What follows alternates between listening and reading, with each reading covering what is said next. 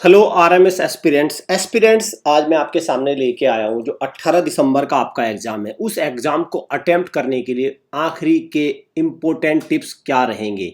5 important last minute tips. Clear.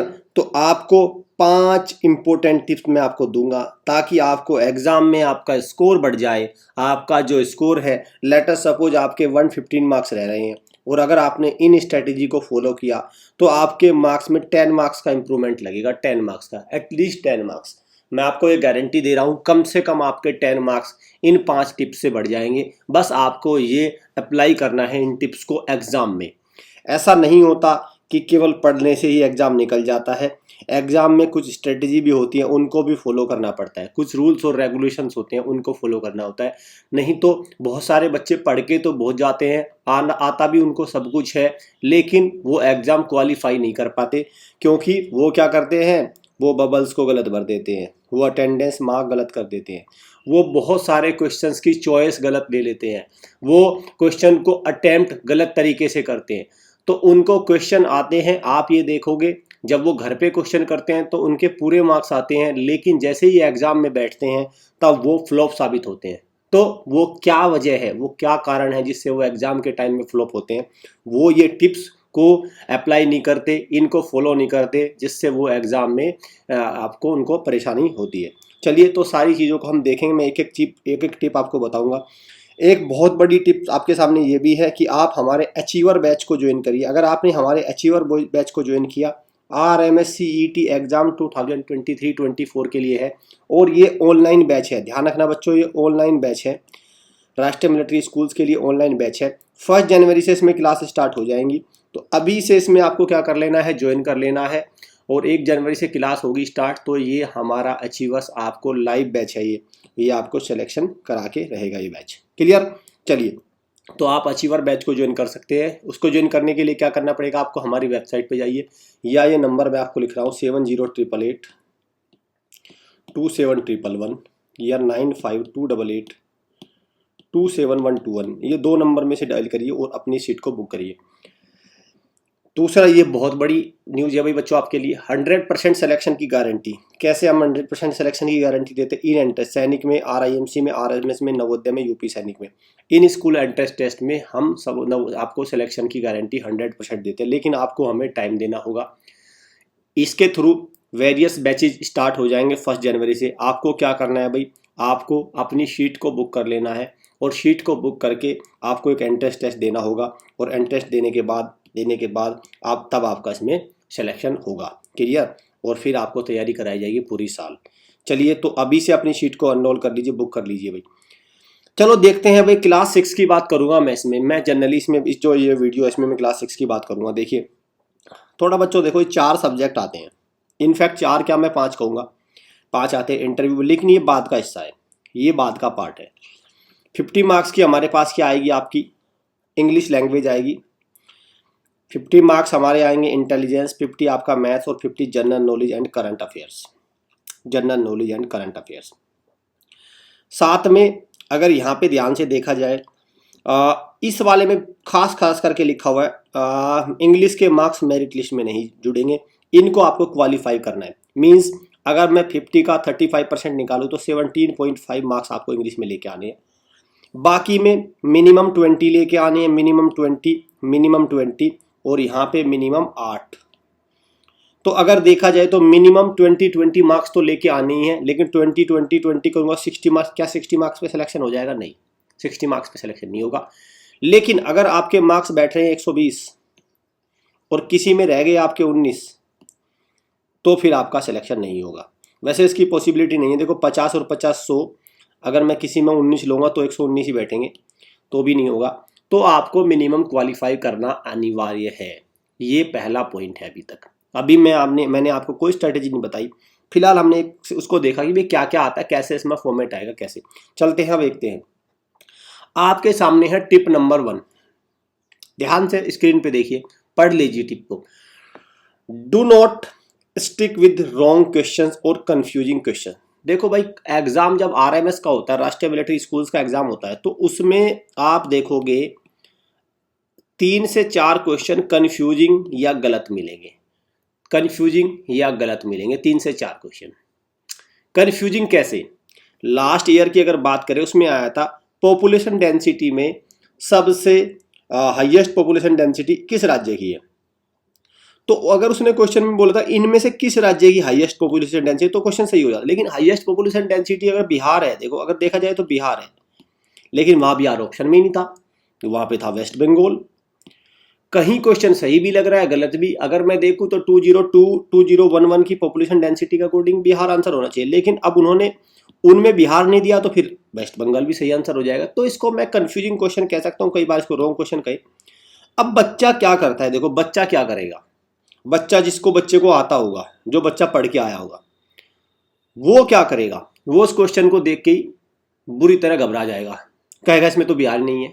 वो teacher को बुलाएगा, teacher आएंगे, टीचर से बोलेगा बच्चा कि सर ये क्वेश्चन तो गलत है, इसमें बिहार नहीं है। अब वो टीचर जो वहां पे होते हैं, वो 2 तरह के टीचर हो सकते हैं। एक टीचर कहेगा कि कोई दिक्कत नहीं, जो भी आप वही मार्क करो, अपना टाइम वेस्ट मत करो। लेकिन एक टीचर ऐसा होगा, वो क्या करेगा, अपने हेड को बुला के लेके आएगा कि सर बच्चे को प्रॉब्लम है। हेड आएगा, हेड आने के बाद देखेगा, सारी बात होगी, आने के बाद तब तक 15 मिनट जा चुके होंगे, 15 मिनट्स आपके जा चुके होंगे, और फिर जो हेड होंगे वो एक जवाब देंगे, बेटा जो आपको आता है वो कर लो। क्या हुआ मतलब हुआ 15 मिनट का वेस्ट। पॉइंट इज दैट बच्चों, वहां पे जो भी टीचर है उनके हाथ में, उनके पास कोई अथॉरिटी नहीं है इस पेपर में कुछ भी करेक्शन करने की या ऐड करने की। तो जब उनके पास कोई अथॉरिटी नहीं है, तो फिर आप अपना समय क्यों बर्बाद करें उनसे पूछने में या उनको बताने में कौन सा क्वेश्चन। तो इसीलिए आपको मेरा ये सुझाव है, मेरा ये एक्सपीरियंस है, बहुत लंबा एक्सपीरियंस है, कि इनमें अपना समय बर्बाद मत करना। बस आपको जो आता है, आपको लग रहा है क्वेश्चन गलत है, कोई बात नहीं, स्किप कर लीजिए। आपको लग रहा है चलो क्वेश्चन गलत है, फिर भी मुझे कोई इसमें मार्क करना चाहिए, तो वेस्ट बंगाल, जो भी आपको आंसर लगे वो मार्क करिए और आगे बढ़िए। टिप नंबर 1 मुझे लगता है सभी बच्चों को क्लियर होगी, इसमें कोई कंफ्यूजन नहीं होना चाहिए। चलिए टिप नंबर 2 की तरफ चलते हैं। Attempt all questions.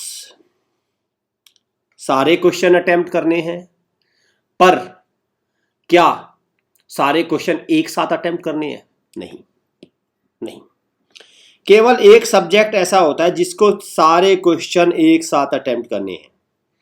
जीके एक ऐसा सब्जेक्ट है जिसका जब आप सेक्शन खोलेंगे तो सारे 50 के 50 को एक बार मार्क करिए, एक बार बबल फिल करिए, कोई कंफ्यूजन में मत रहिए। बच्चों को क्या लगता है, बच्चे सोचते हैं जैसे उनको लेटर सपोज 1 2 3 4 ये 4 क्वेश्चन में ये आता है, ये नहीं आता है, वो इसको छोड़ के आगे बढ़ेंगे। अब मैं आपसे ये जानना चाहता हूं बच्चों, आप जो इसको छोड़ के आगे बढ़े हैं और बाद में इस पे फिर आएंगे, अभी तो आपने यहाँ पे एक बार समय बर्बाद कर दिया इसको पढ़ने में और बाद में फिर आके इसको करेंगे, क्या कोई ऐसी दैवीय शक्ति, कोई ऐसी जादुई शक्ति आपके पास आ जाएगी जिससे आपके पास इसका आंसर का पता चल जाएगा? भाई मैं तो रीजनिंग का मैं मान सकता हूँ कि आपको सॉल्यूशन ध्यान आ रहा है, आपने फॉर्मूला कैलकुलेशन, क्या जनरल नॉलेज में ऐसी कोई शक्ति आ जाएगी, या कोई बच्चा आपको बता देगा, या टीचर आपको बताए, या कोई नकल की पर्ची मिल जाए, कोई ऐसी शक्ति है? नहीं। तो मीन्स आपको जनरल नॉलेज में वन फेज में बात कर रहा हूं मैं, सारे क्वेश्चन को अटेम्प्ट करिए, बबल को फिल करिए। बच्चों को लगता है क्या पता कोई बाद में बता दे, बाद में नकल हो जाए, बाद में चीटिंग हो जाए, कुछ भी नहीं होने वाला, ऐसा कुछ भी नहीं होने वाला, ठीक है। तो आपको वन फेज में ही सारे के सारे 50 के 50 बबल भर लेने हैं और 50 के 50 क्वेश्चन अटेम्प्ट करने हैं। क्वेश्चन एट एंड, जब इन लास्ट में सारे क्वेश्चन अटेम्प्ट होने हैं, जब आप एग्जाम से बाहर आ जाएंगे तो 150 के 150 बबल फिल होने हैं, ठीक है, इंग्लिश के 50 भी फिल होने हैं। लेकिन जो वन फेज की बात कर रहा हूं मैं, वन फेज की, जीके के एक बार में ही सारे अटेम्प्ट करिए। रीजनिंग के हो सकते हैं आपने 25 क्वेश्चन पहले कर लिए, 25 अभी बाद में मार्क किए। मैथ्स में आप हो सकते हैं 20 क्वेश्चन पहले कर लिए शुरुआत में, फिर आप बात धीरे धीरे कर रहे हैं। लेकिन जीके एक ऐसा सब्जेक्ट है बच्चों, आपको इसको वन फेज में ही सारे क्वेश्चंस को अटेम्प्ट करने हैं, ठीक है। चलिए, मुझे लगता है सभी बच्चों को टिप नंबर 2 क्लियर होगी। चलिए, ये भी एक बहुत बड़ी टिप्स है, लेकिन इन 5 टिप्स में नहीं है, ये 6 टिप एक्स्ट्रा टिप है भाई। एक्स्ट्रा टिप क्या है, देखो, सफलता बैच हमारा स्टार्ट हो जाएगा 1 जनवरी से, हॉस्टल बैच है ये, ओनली 25 सीट्स है। कर्तव्य बैच सैनिक स्कूल के लिए है, सफलता बैच RMS के लिए है, ये सैनिक के लिए, और ये टारगेट बैच है हमारा RIMC के लिए। तीनों बैच 1 जनवरी से स्टार्ट हो जाएंगे। आपने अगर इनमें सिलेक्शन ले लिया और हमें टाइम दिया तो सिलेक्शन की गारंटी हम आपको देते हैं। सिलेक्शन की गारंटी हम देते हैं, सिलेक्शन करा के आपको भेजेंगे। क्लियर? तो बिना किसी संकोच के, बिना किसी डाउट के यहाँ पे अपनी सीट को बुक कर लीजिए, और अभी से अपनी सीट बुक करेंगे। आपको फिर एक एंट्रेंस भी देना होगा, ऐसा नहीं है कि डायरेक्ट एडमिशन हो जाएगा, नहीं, क्योंकि भाई गारंटी हम तभी देंगे जब आपको, हमें लगेगा आपको कुछ ना कुछ आता है। पता लगा किसी बच्चे को कुछ भी नहीं आता, तो गारंटी तो क्या मिलेगी? कुछ भी नहीं मिलेगी। टिप नंबर 3 पे आइए। If any circle is wrongly filled, do not waste time on that circle, just move ahead. तो जैसे क्या होता है कि जैसे भाई होता है एग्जाम में, जैसे किसी बच्चे से गलत सर्कल भरा गया, अब वो टीचर को बुलाएगा या इन्विजिलेटर को बुलाएगा बच्चा कि सर मेरे से गलत भर गया। इन्विजिलेटर उसको डांट सुनाएगा या कहेगा कि चलो देखता हूं मैं। बच्चों को एक आशा रहेगी, अल्टीमेट वो आपके सामने कुछ फ्लूइड वगैरह, व्हाइटनर वगैरह लेके आएगा, उससे कोशिश करेगा, कोशिश नाकामयाब रहेगी।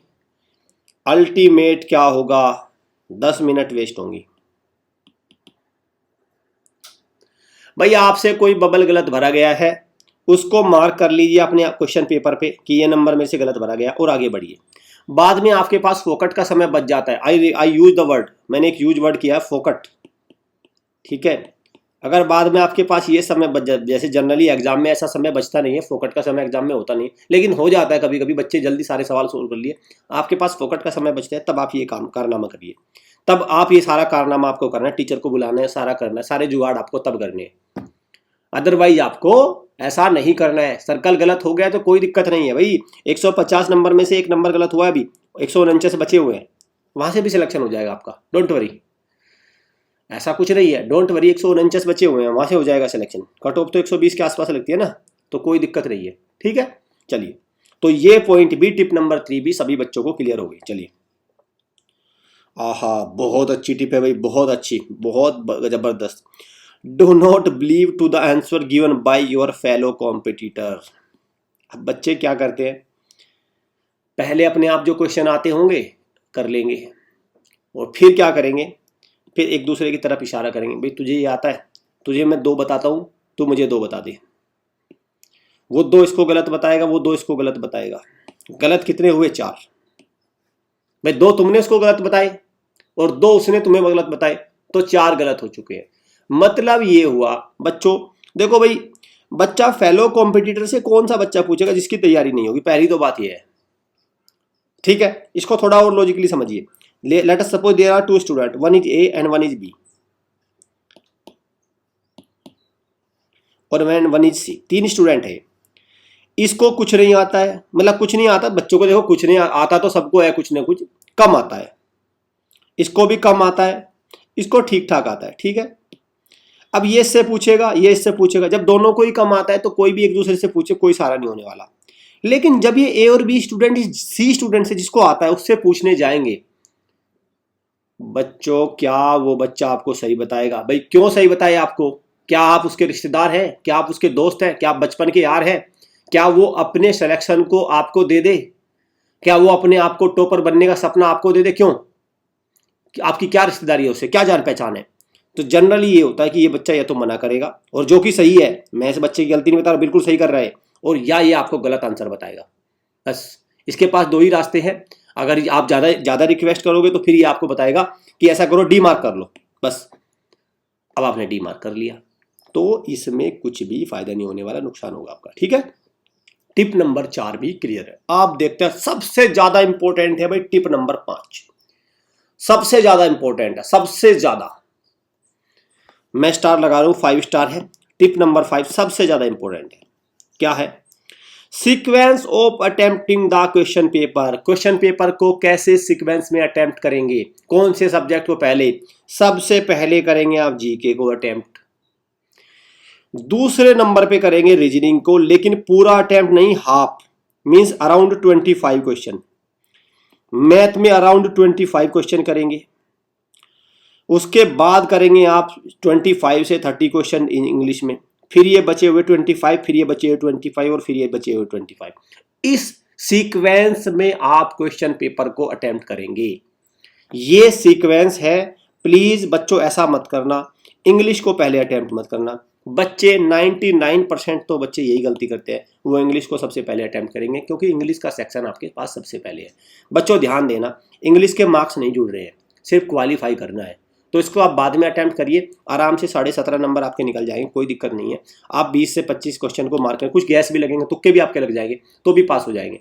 अगर इसके मार्क्स जुड़ते हैं तो फिर तो कोई फर्क नहीं पड़ता, लेकिन जब मार्क्स नहीं जुड़ रहे हैं तो इसको लास्ट में करना अटैम्प्ट बिल्कुल।